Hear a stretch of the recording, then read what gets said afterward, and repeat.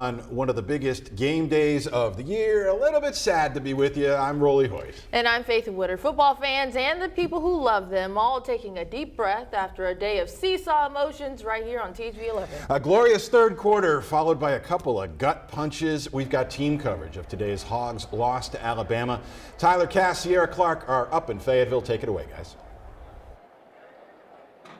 Yeah, that's right, Rolly and Faith. And look, even if you didn't watch the game, you can already tell how it ended based on the field around us. It would be swarming with fans if Arkansas had pulled off the upset against Alabama. Instead, they've long since headed for their cars. It didn't look like that from the beginning. The pomp was there, the circumstance was there, and the Razorback fans, they were here. Yeah, absolutely. Before this game, we asked them their thoughts before heading into this game, and a lot of fans were saying, not today, Saban. And well, today, Saban did do his things. The Razorbacks have yet to defeat Nick Saban in his era as the head coach of the University of Alabama, but the Hogs did put down a fight, especially in that first quarter. Right, and we keep bringing up the third quarter because the first half, it wasn't pretty. Alabama raced out to a 28-0 lead, and all of that hope that this was going to be the year, it kind of felt like it dissipated. The fans stuck around. Arkansas got a score right before halftime to make sure that the fans stuck around for the third quarter, and then what a third quarter it was. Touchdowns,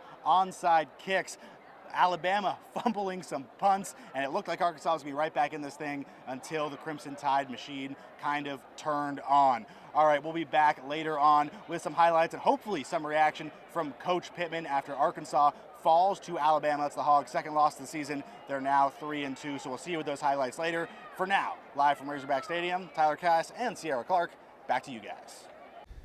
All right, thank you, Tyler and Sierra. We'll get you some headlines here first. Jefferson County jailer is himself behind bars after his arrest for smuggling contraband to inmates. 22-year-old Joshua Brown, a Jefferson County Sheriff's deputy in the Adult Detention Center, arrested by colleagues when he arrived for his shift yesterday, allegedly carrying prohibited items.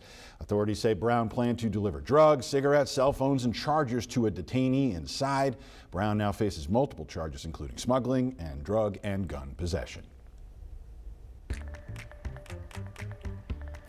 Well, today, dozens of families got out and took advantage of the pleasant weather. Now that we have turned the calendar to October, many are even gearing up for Halloween. But some challenges this year have threatened a big part of the holiday tradition. THV 11's Frederick Price explains. Now, October is the unofficial start to the spooky season, and hundreds will be flocking to pumpkin patches like this one to keep up with tradition. But it hasn't been easy. Farmers have faced challenges this harvest season, making it tough to grow pumpkins this year. You never know what to expect. It's farming.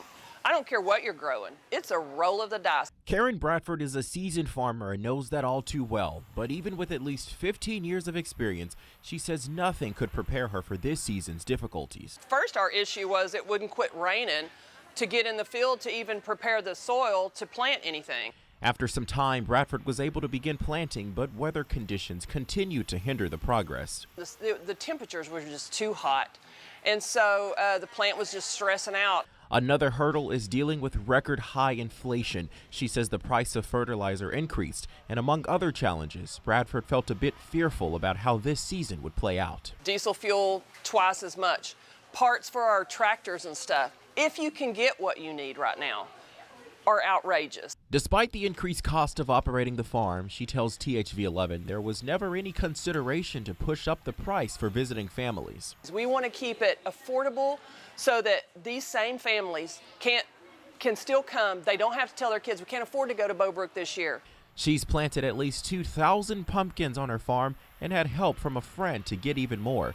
Regardless of the issues the farm faced, Bradford is grateful she's able to keep things running and people happy. So many people, so many faces repeat that support us, and we don't ever want to let them down. And Roland, Frederick Price, THV 11 News.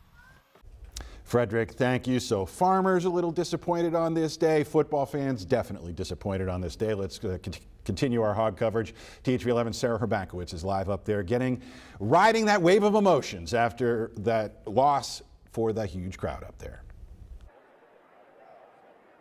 Rolly, it was definitely a wave of emotions. It was a heartbreaking loss, but it came close there for a little bit, and that's what fans are hanging on to. This was actually my first Razorback game and my first SEC game, and I had a great time, and a lot of fans I've been speaking to, even after the game, are saying that's what it's about. It's about the Razorback family, fans sticking through thick and thin here, and that's what a lot of them had to say today.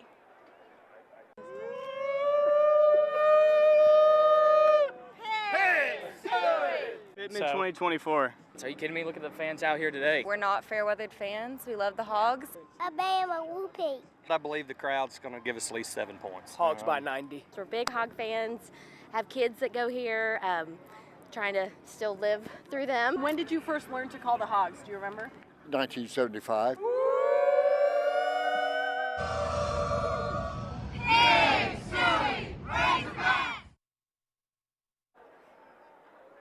I certainly got my practice in calling the Hogs today with all of these great fans, and like I said, they're not fair weather fans here. We're going to show you more of what they had to say later on tonight, but first, someone who's got the weather, fair or not, Corrales Ortiz is going to give you your forecast. Yes, thank you, Sarah. I know we're trying to think of the positive, and one positive is the fantastic weather we've been having. We had great weather for the game earlier today. I'll let you know if you can expect any changes in the forecast just ahead.